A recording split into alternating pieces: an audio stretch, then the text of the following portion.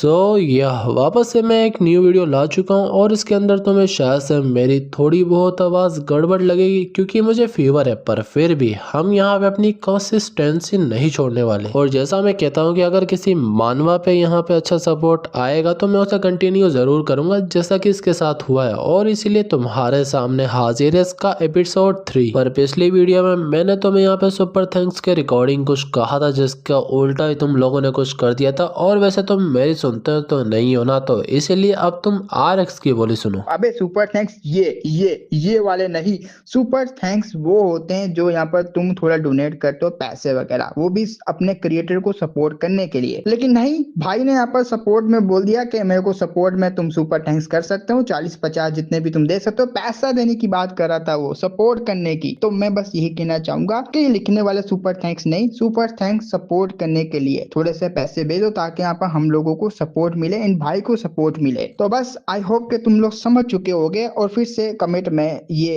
पंचायत नहीं करोगे super thanks वाली। खैर कर भी दोगे कोई बात नहीं, लेकिन सुपर थैंक्स दूसरा होता है। चलो, मुझे उम्मीद है कि तुम्हें समझ आ गई होगी कि मैं तुम्हें क्या बताना चाह रहा था। और वैसे एक बंदा था काफी बड़े दिल का, जिसने मुझे काफी बड़ी एक सुपर थैंक्स की थी। पिन कमेंट में जाके तुम देख सकते हो, वो होती है सुपर थैंक्स अकलमंदो। और अब ज्यादा बकवास के बगैर वीडियो की तरफ बढ़ते तो कहानी के एंड में, जैसा कि पिछले एपिसोड के एंड में हमने देखा था कि जो हमारा वूजी होता है वो मैडम वू के पास आया होता है, और जो मैडम वू का झरना होता है वो फूट जाता है और वहां पे बारिश हो जाती है। और इसके बाद मैडम वू से बार बार कह रही होती है कि मेरे नजदीक मत आओ, मैं यहाँ पे कुछ नहीं करना चाहती, मैं तुम्हारे साथ वो सब नहीं करना चाहती। पर जो वूजी होता है उसे संभालते हुए कहता है कि पहले मेरी बात तो सुनो आप सही से। और वो शिनमैन, जिसे आप यहाँ पे काइंड पर्सन समझते हो, वो है नहीं और आपको लगता है कि वो आपको हैप्पीनेस देगा, पर वो काफी जल्दी आपको डाइवोर्स देने वाला है। जो सुन के मिस वो कहती है कि डिवाइन फिजिशियन, तुम अपनी जबान संभाल के यहाँ पे बात करो, और ये मेरा मसला है तो मैं इसे यहाँ पे खुद से इन्वेस्टिगेट कर लूंगी, तुम्हें इसमें टांग अड़ाने की कोई जरूरत नहीं। जो सुन के अपना वुजू से कहता है कि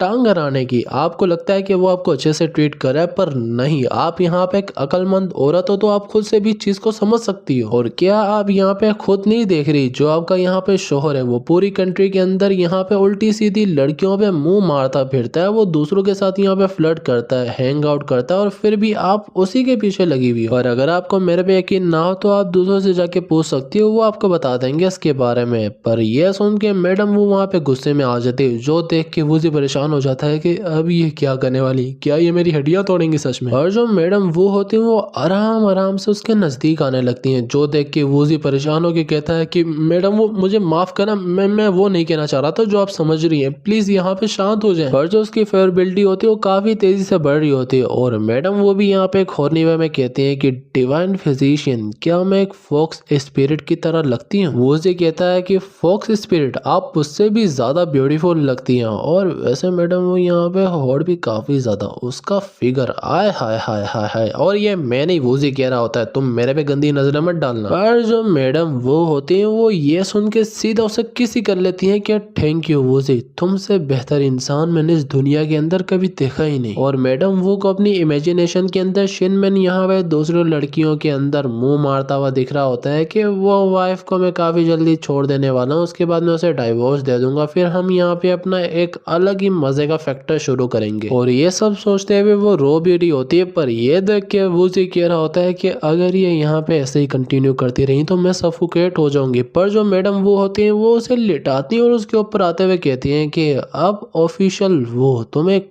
प्यारी सी मसाज देने वाली है, और मैं बस चाहती हूँ कि तुम बस मुझे अपना बना लो, तुम्हारे अलावा मैं किसी के पास भी नहीं जाना चाहती। जो सुन के अपना वूजी कहता है कि मैडम वो अगर ऐसी बात है तो जो वूजी है वो भी यहाँ पे तैयार है और वो किसी चीज से भी कभी डरता नहीं है। और फिर हमें यहाँ पे एक जंग का मैदान दिखाया जाता है, जहाँ पे अपना वूजी घोड़े के ऊपर एक भाला लेके आ रहा होता है, और फिर वो उस भाले को सीधा करता है और अंदर ही डाल देता है। और इसके बाद तुम्हें पता है कि वो काफी अलग अलग सीक्रेट टेक्निक्स और पोजीशंस में करता है, जहाँ पे मैडम वो बस उसे यही कह रही होती है कि जरा आराम से, इतनी भी क्या जल्दी है, तुम्हारा काफी बड़ा है। यानी कि तुम समझ सकते हो कि मैं क्या कहने की कोशिश कर रहा हूँ। और इसकी वजह से जो मैडम वो की फेवरेबिलिटी होती है ना, वो भी काफी जल्दी और ज्यादा इंक्रीज हो रही होती है। और जब वो बिल्कुल खाली हो जाता है तो वो आराम से लेट जाता है और कहता है कि आज मैंने 10 बार किया है, कल रात यहाँ पे लियान के साथ 7 बार, और अब यहाँ पे मैडम वो के साथ 3 बार। मैं मरने वाला हूँ इतना ज्यादा करने के बाद। पर मैडम वो वापस उसके पास आते हैं, वे कहते हैं कि क्या मेरे डार्लिंग को यहाँ पे एक और मसाज चाहिए? जो सुन के वूजी कहता है कि फिक्र मत करो, इतनी जल्दी भी नहीं है, हम बस आधा सेकंड के अंदर वापस से शुरू करने वाले हैं। और वैसे अब तुम मेरी यहाँ पे वुमेन बन चुकी हो तो तुम यहाँ पे शेनमैन स्टेट को छोड़ के वापस से अपने मेडियन होम में जा सकती हो, क्योंकि वहाँ पे आके मैं तुम्हारी इस इलनेस को क्योर काफी अच्छी तरीके से कर पाऊंगा। जो सुन के मैडम वो कहती है कि ओहो, तो तुम भी यहाँ पे मेरे प्यार में गिर चुके हो। और वैसे मुझे इसका पता था, पर पहले मैंने उस हरामी शेनमैन से अपनी चीजों के बदले लेने, उसके बाद मैं जगह को छोड़ के आराम से चली जाऊंगी। और अभी वैसे भी वो 1 महीने के लिए बाहर है, तो हमें यहाँ पे कोई नहीं रोक सकता। और मैं यहाँ पे थोड़ी बहुत इन्वेस्टिगेशन करने वाली हूँ और उसके सीक्रेट्स के बारे में यहाँ पे निकालने वाली हूँ, जैसे कि उसके टैक्स इवेशंस और ऐसी सारी चीजें, जिसके बाद अगर वो मुझे डाइवोर्स भी दे देगा तब भी वो मुझे कभी भी रोक नहीं पाएगा। और शायद से उस वजह से उस टाइम उसे मेरे को काफी ज्यादा अमाउंट में पैसे देने भी पड़े। जो सुन के मुझे कहता है कि इसकी बात भी यहाँ पे ठीक है, अगर ये यहाँ पे रहेगी और उसके सीक्रेट्स को निकालेगी तो हम दोनों के लिए यहाँ पे बेनिफिशियल होगा, और ये काम काफी खतरनाक भी हो सकता है, तो मुझे इसे रोकना चाहिए। और वैसा वो उसे कहता भी है। जो सुन के मैडम वो कहते हैं कि आप फिक्र मत करें, मेरे पास एक ट्रस्टेड लेडी है जिसे यहाँ पे काफी अच्छा कुंफू आता है और उसकी हाथ टांग तोड़ देगी अगर वो कुछ करेगा मुझे। और वैसे मजे की बात, मैंने भी यहाँ पे कुंफू को प्रैक्टिस किया था मेरे फादर के साथ जब मैं यहाँ पे काफी छोटी थी। जो सुन के वो वापस से किस शुरू कर देते हैं और अपना जो वजी होता है वो यही कह रहा होता है कि मैंने कभी सोचा भी नहीं था कि तुम्हें यहाँ पे मार्शल आर्ट्स आता होगा, पर मुझे यहाँ पे तुम्हारा एक फेवर चाहिए, तो क्या तुम वो कर सकती हो? जो सुन के मैडम वो कहती है कि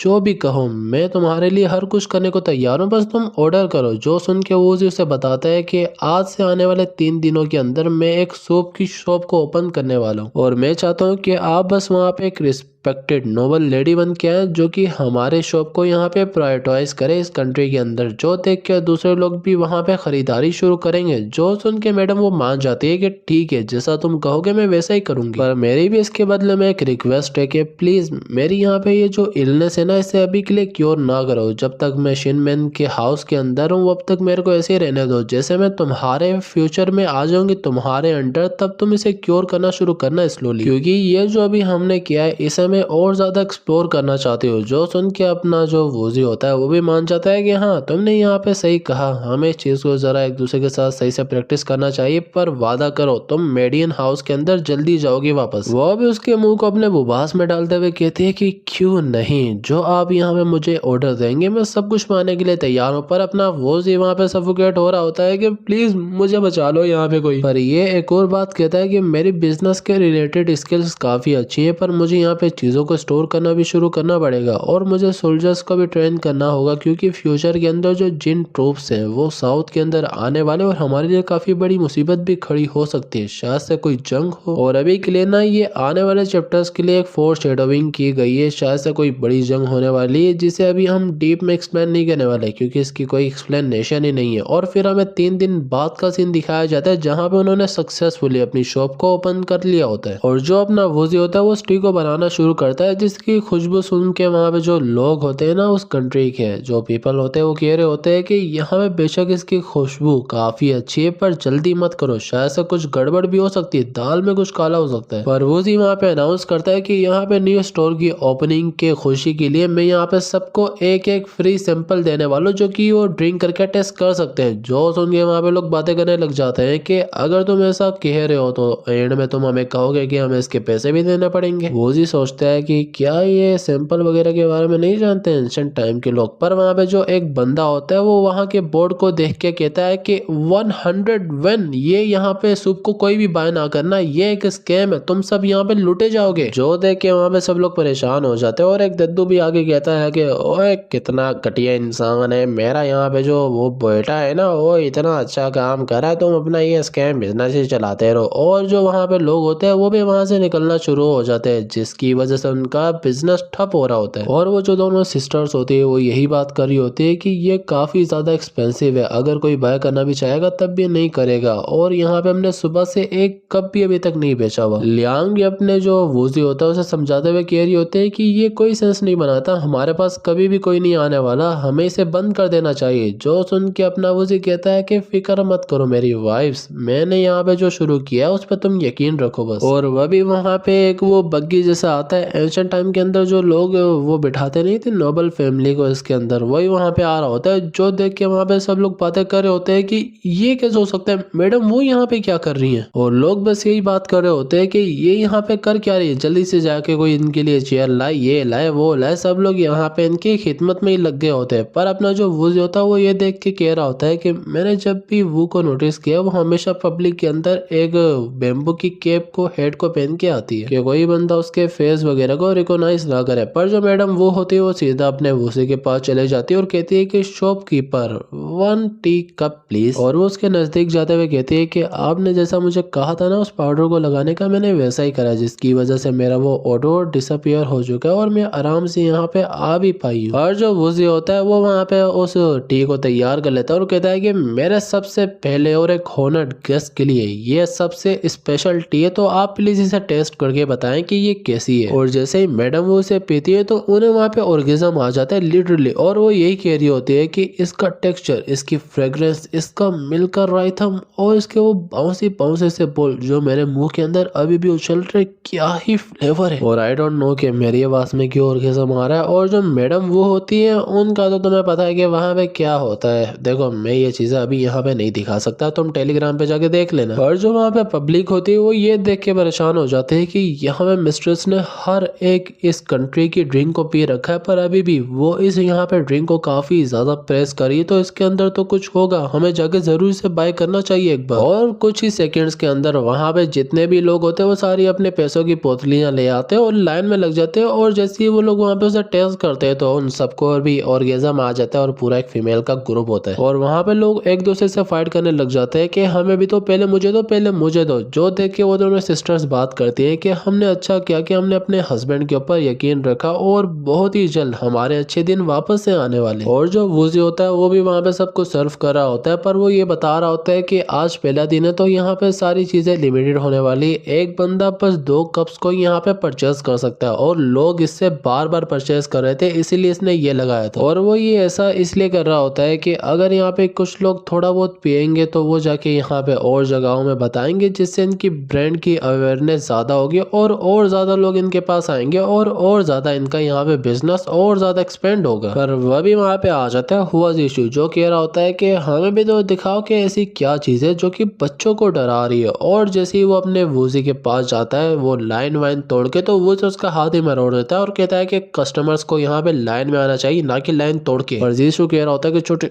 छोटे छोटे छोड़ दे मुझे, वरना तू यहाँ पे पिचका जाएगा। जो सुन के वूजी कहता है कि तुम्हें मैं यहाँ पे मैनर सिखा रहा हूँ कि पब्लिक के अंदर कैसे बिहेव किया जाता है, जो कि तुम्हारे अंदर एक टकेगा नहीं। और जो यहाँ पे मैडम वो होती है वो भी उसे सुनाती है कि मैंने कभी एक्सपेक्ट नहीं किया था कि हुआ फैमिली की रेपुटेशन एक ऐसे बंदों के कंधे पे होगी जो कि उसे पब्लिक के अंदर रुइन करता जा रहा है। और वहाँ पे पब्लिक भी उसे सुनाने लग जाती है कि बेशक तुम्हारे पास पैसा है पर हमारे पास भी पैसा है। जो सुन के जीशु कहता है कि ठीक है ठीक है ठीक है, मैं जा रहा हूँ लाइन में और बाद में मैं येन मैन को इसके बारे में बताऊंगा, फिर तुम्हें पता चलेगा कि यहाँ पे मैं से पंगा लेने का होता क्या, और वो तुम्हारे इस फ्रॉड को भी बंद करेगा कंट्री में। और जैसे ही वो लाइन में जाता है तो वो अपना इविल प्लान शुरू करता है कि अगर ये यहाँ पे डिलीशियस नहीं होगा तब भी मैं यहाँ पे इसका टेस्ट गंदा बताऊंगा और फिर देखना इसकी हालत में यहाँ पे करता क्या। और फाइनली जैसे यहाँ पे जीशु का नंबर आता है तो वो उसे टेस्ट करता है और वह भी वूजी उसके पीछे आके कहता है कि बताओ कि ये अच्छी है या नहीं। जो सुन के जीशु कहता है कि अच्छी, ये तुम क्या मेरे मुंह को क्या हुआ। और ये मैं पब्लिक के अंदर लाउड नहीं कह सकता, पर जो उसके ये बोल से ये मेरे मुंह में कंबाइन हो चुके हैं, मैं अपने को कंट्रोल नहीं कर पा रहा, बेशक जो भी कर लूं। और वो वहां पे फाइनली कह देता है कि ये काफी ज्यादा डिलीशियस है और इसे भी यहाँ पे ऑर्गेज्म आ रहा होता है। जो देख के सारे लोग उस पे हंसने लग जाता है कि हमने कहा था ना कि ये काफी अच्छे होने वाली है, अब बताओ क्या करने वाले हो तुम। जो देख के वहां पे वो रोते हुए भाग जाता है कि मैं जाके मम्मी को बताऊंगा तुम लोगों ने जो हरकत मेरे साथ की, तुम लोग बचोगे नहीं मेरे से। और ऐसे ही करते करते वहां पे रात हो जाती है और वो दोनों सिस्टर्स यही कह रही होती है कि जितना हमने सोचा था हमने उससे ज्यादा कमाया इस बार। और लियान भी कहते हैं कि हाँ, और यहाँ पे ये किसी केक सेलिंग वाले से ज़्यादा ही कर रहा है आजकल।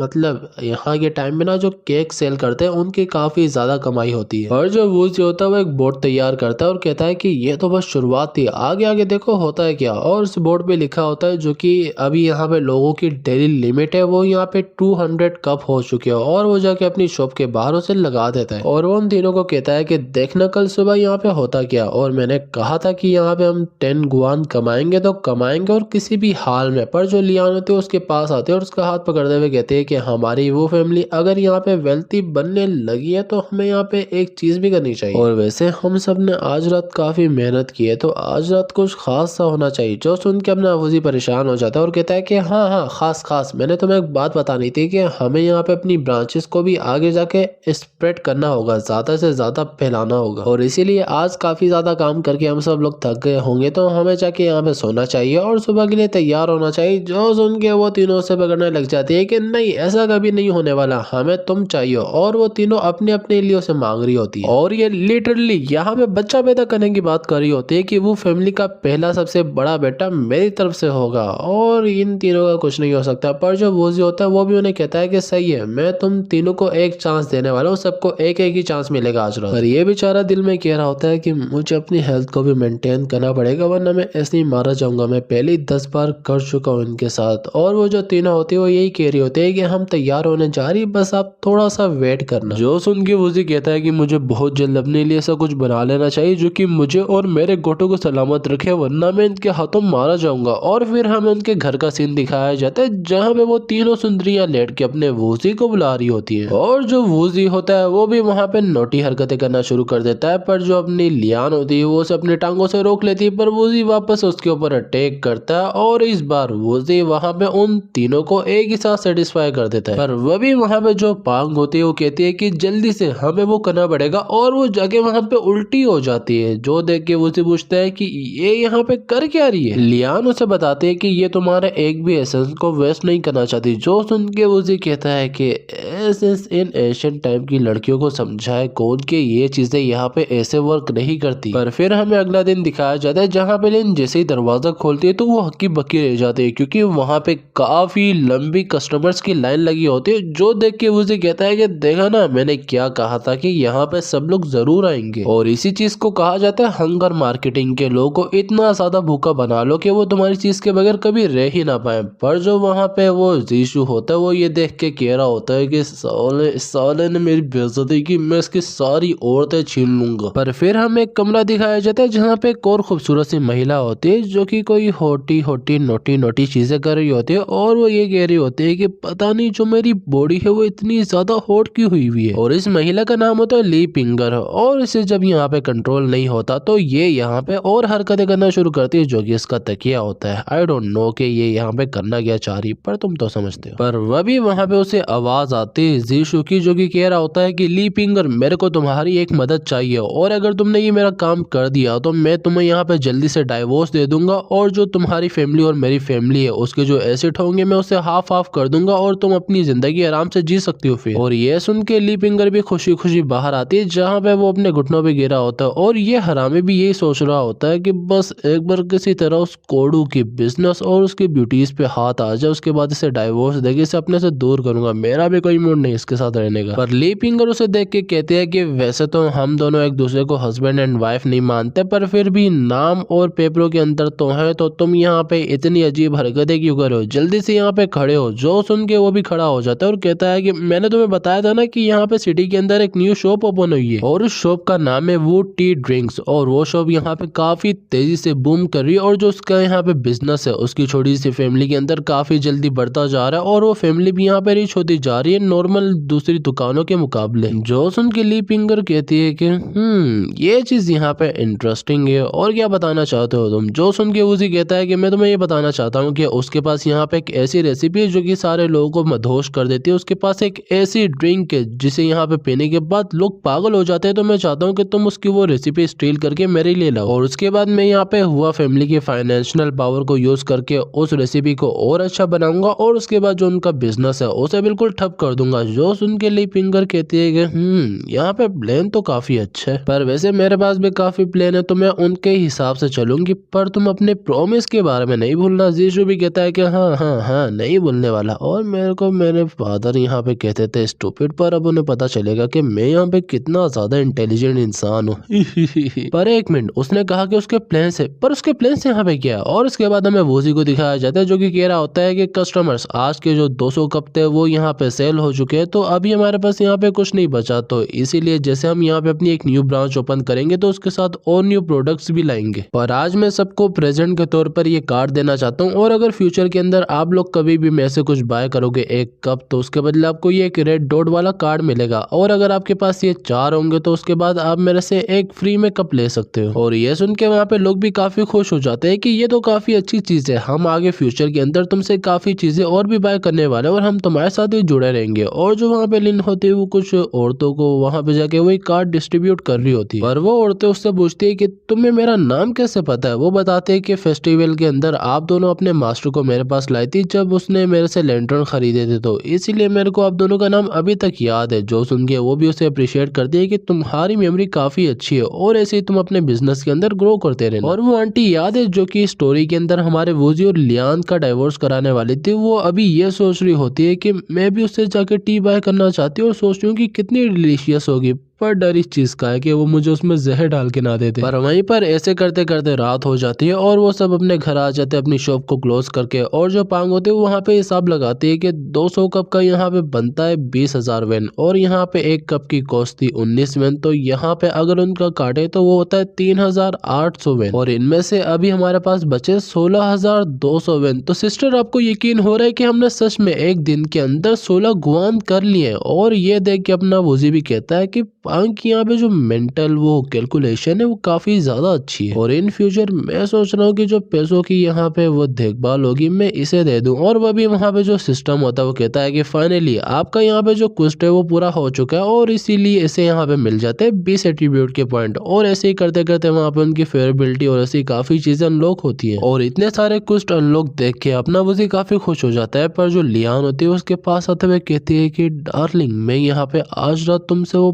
पेनगोस बेडरूम स्पेयर टेक्निक सीखना चाहती हूँ। जो देख के वो दोनों बहनें भी गुस्से में आ जाती है और वो भी उसके ऊपर झपट्टा मार लेती है कि हम भी सीखना चाहती हैं। पर वहाँ पे लियान उन दोनों को रोकते हुए कहते हैं कि तुम दोनों मुझसे कम्पीट करना चाह रही हो, तुम्हें पता भी है कि जो मेरा यहाँ पे बच्चा होगा वो लेजिटिमेट होगा ना कि तुम्हारा, क्योंकि तुम दोनों यहाँ पे कंक्यूबाइन हो। जो उनके पांग उससे कम्पीट करते हुए कहते हैं कि अच्छा ऐसी बात है, पर यहाँ पे क्या हो कि मैं ज्यादा सेक्सी दिखूं, आई मीन मैं तुमसे ज्यादा सेक्सी दिखती हूँ। जो सुन के यहाँ पे अपनी लियान गुस्से में आ जाती है और कहती है कि तुम दोनों लड़कियों की ऐसी की तैसी, आज मैं तुम्हें सिखाती हूँ इस फैमिली के डिसिप्लिन के बारे में। पर वह भी वहाँ पे कोई आवाज देता है अपने वूजी को, जो सुन के उन तीनों की वहाँ पे फाइट खत्म हो जाती है। और जो अपना सिस्टम होता है इसको यहाँ पे एक न्यू टैलेंट मिला होता है जिसे कहा जाता है फैमिली एसेट गार्डियन, वो एक्टिवेट हो जाता है और वो बताता है कि इस औरत का नाम ली पिंगर है और इसका यहाँ पे ऑब्जेक्टिव तुम्हारी रेसिपी चुराना है। और बाहर खड़ी जो ली पिंगर होती है वो कहती है कि अब मुझे समझ आया कि जीशु मुझसे भीख क्यों मांग रहा था, पर समझ नहीं आता है कि ये औरतें यहाँ पे स्कोडू के पीछे लगी हुई क्यों है। मेरे को लगता है कि इसका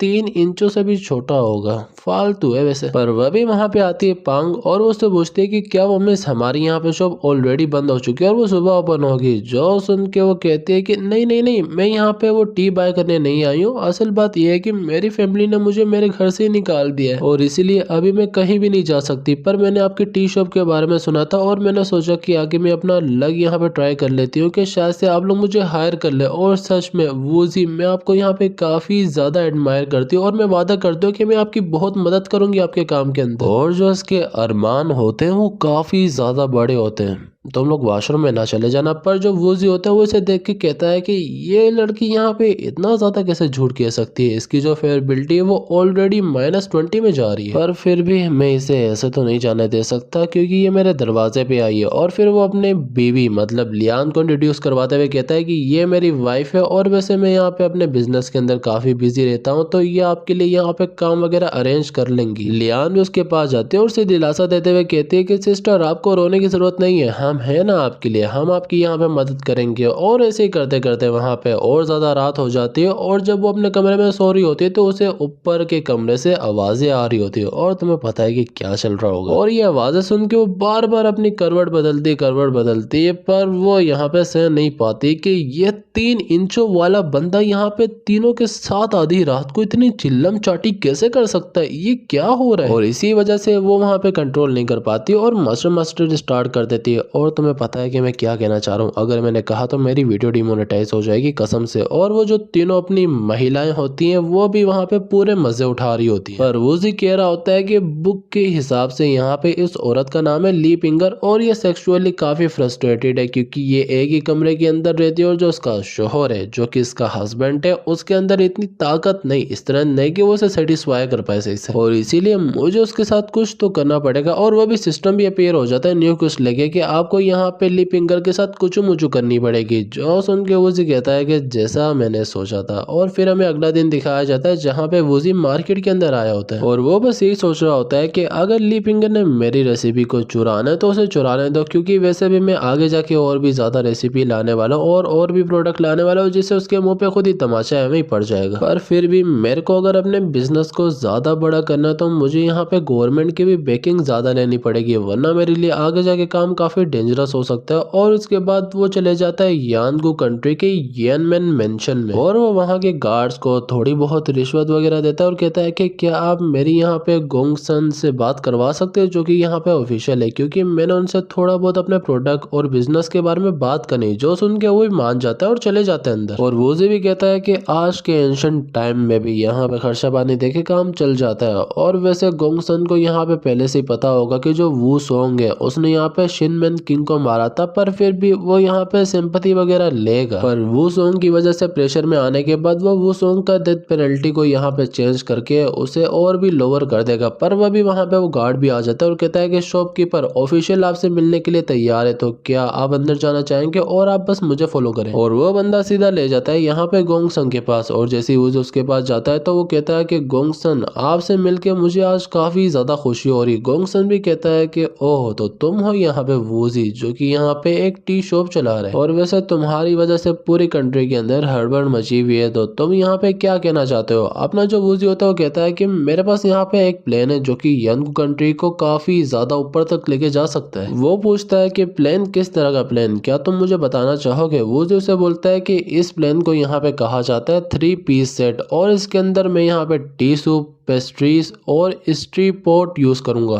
स्ट्रू पोट क्या कहते हैं इसको। गोंगसन पूछता है कि जो तुमने कहा वो काफी इंटरेस्टिंग है, पर क्या तुम मुझे एक्सप्लेन करना चाहोगे। वो जैसा समझाता है कि जैसा कि आपको पता है कि जो हमारी कंट्री है वो ट्रायंगुलर जंक्शन के अंदर आती है जो कि ईस्टर्न कैपिटल में है और इसीलिए जो भी यहाँ पे मर्चेंट जाते हैं तो वो यहाँ पे बस आराम करते हैं, ना कि यहाँ पे पैसा स्पेंड करते हैं। और इस वजह से हमारी कंट्री के अंदर सिल्वर वगैरह कुछ नहीं आता। गोंगसन भी कहता है कि तुमने ठीक कहा, मेरे 3 साल के सर्विस के अंदर अब तक बस यहाँ पे 10% टैक्स इंक्रीज हुआ है, यानी कि रेवेन्यू बस 10% हुई है टैक्स वगैरह से। पर अपना मुझे कहता है कि आप फिक्र मत करें, मेरा एनालिसिस के मुताबिक यहाँ पे हमारी कंट्री 3 चीजों के टच के अंदर नहीं है। पहला, यहाँ पे हमारे पास यहाँ पे कोई भी कैनाल ट्रांसपोर्ट से कोई कॉन्टेक्ट नहीं है। दूसरा, हमारे यहाँ पे कोई ऑफिशियल रोड से कॉन्टेक्ट नहीं है। और तीसरा कि हमारी कंट्री के अंदर कोई एक ऐसा स्पेशल प्रोडक्ट नहीं है जो कि फेमस हो हर जगह। तो इसीलिए मैं यहाँ पे अपनी इन 3 चीजों को लाना चाह रहा हूँ जो कि एक तो फॉर्मेलिटी को पूरी करेगी और उसकी वजह से हमारे यहाँ पे इस जगह के अंदर जो ट्रैफिक होगा वो भी और ज्यादा अट्रैक्ट होगा। क्योंकि अगर मैं अपनी टी का यहाँ पे प्राइस काफी ज्यादा रखूंगा तो मर्चेंट्स के अंदर भी यहाँ पे क्यूरियोसिटी जागेगी कि ऐसी क्या चीज है जिसके पीछे लोग पड़े हुए और वो और भी ज्यादा यहाँ पे आएंगे और अपना इंटरेस्ट दिखाएंगे। और वैसे मैंने यहाँ पे पेस्ट्रीज को भी रेडी किया है जो कि यहाँ पे वॉलनट कुकीज है, तो क्या आप इन्हें टेस्ट करके बताना चाहेंगे कि आपको कैसी लगी। जो सुन के वो कहता है कि वॉलनट कुकी ये क्या भला है। और फिर वो एक उठाता है और जैसे ही उसकी बाइट लेता है तो उसे भी वहां पे ऑर्गेज़म आ जाता है और कहता है कि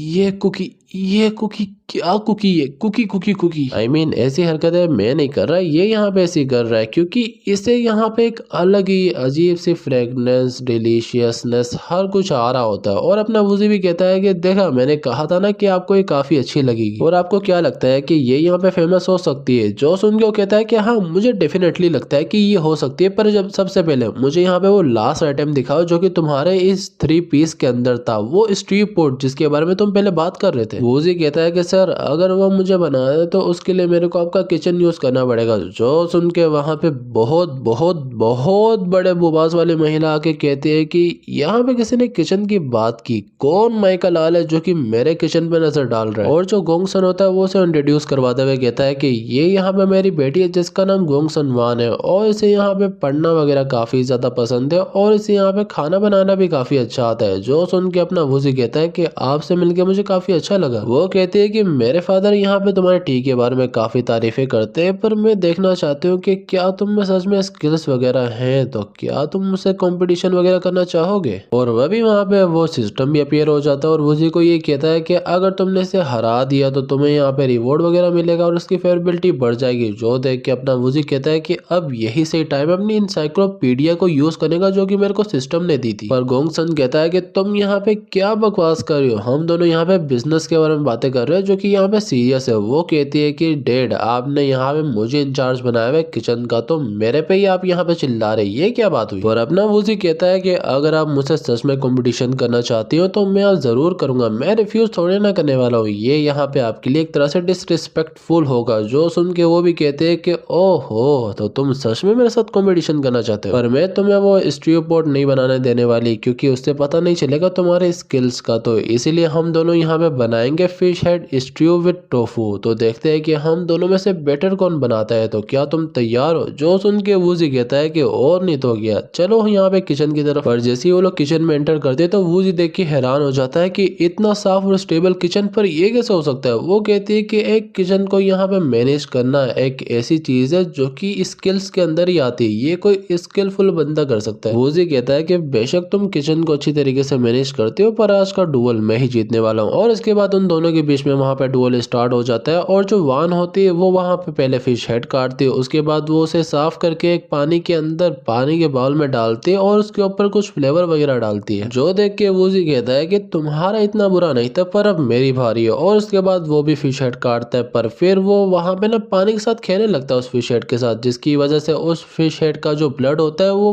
अलग हो जाता है पानी के अंदर ही। जो देख के वो हैरान हो जाती है कि ये कैसे हो सकता है, ये तुमने कैसे किया? वो जिसे समझाता है कि मैंने यहाँ पे किंगर जूस का यूज किया था जो कि अगर हम पानी के अंदर मिलाएं तो वो यहाँ पे किसी भी चीज के ऊपर से ब्लड को सोख कर लेता है और अलग कर लेता है, और ये एक तरह से नेचुरल तरीका है। और उसे समझाते हुए कहता है कि बेशक यहाँ पे ये राइस वाइन ज्यादा एक्सपेंसिव है, पर हमेशा एक्सपेंसिव चीजें ज्यादा बेटर नहीं होती। जो सुन के वो कहते हैं कि तुम कहना क्या चाह रहे हो, मुझे समझ नहीं आ रही। वूजी कहता है कि कुछ नहीं, बस अब मैंने अपने खाने की केमिस्ट्री के साथ खेलना शुरू किया। और उसके बाद वो वहाँ पे कुछ वेजिटेबल्स को काटता है जिसे यहाँ पे नाम देता है केमिकल फिशमैन रिमूवल। जो देख के उसे यहाँ पे ऑर्गेजम आ जाता है कि ये किस तरह की टेक्निक है। पर फिर अपना वूजी उसके अंदर डालता है अपना तैयार किया हुआ टोफू और कहता है कि अगर मेरे को इसके अंदर से इसे मॉइस्चराइज नहीं करना, यानी कि इसको बिल्कुल खराब नहीं करना, तो मुझे इसके साथ इस टोफू को भी डालना पड़ेगा। और वो कहते हैं कि तुम यहाँ पे क्या करना चाह रहे हो, अगर ये दोनों चीजें एक दूसरे से क्लैश हुई तो जो फिश का यहाँ पे फ्रेशनेस है वो खराब हो जाएगी और यहाँ पे इसका टेस्ट भी काफी अजीब सा आएगा। ये यहाँ पे पागलपंती मत करना और मुझे दो, मैं इसे संभालती हूँ। वूजी कहता है कि तुम फिक्र मत करो, जो मैं यहाँ पे करना चाह रहा हूँ वो मुझे करने दो। और फिर वो उस हेड को उसके अंदर डाल देता है। जो देख के वो कहती है कि तुमने सीधा ही उसे टोफू के अंदर डाल दिया, तुम्हें पता भी है कि तुम यहाँ पे क्या हरकतें कर रहे हो, इंग्रेडिएंट है पर फिर भी तुम उन्हें यूज नहीं कर रहे। और उसका फादर भी यहाँ पे आके कहता है कि शॉपकीपर यहाँ पे बैठी सही कर रही है कि तुम यहाँ पे टोफू की मदद से उसको यहाँ पे बना तो सकते हो, पर जो फिश की स्मेल होगी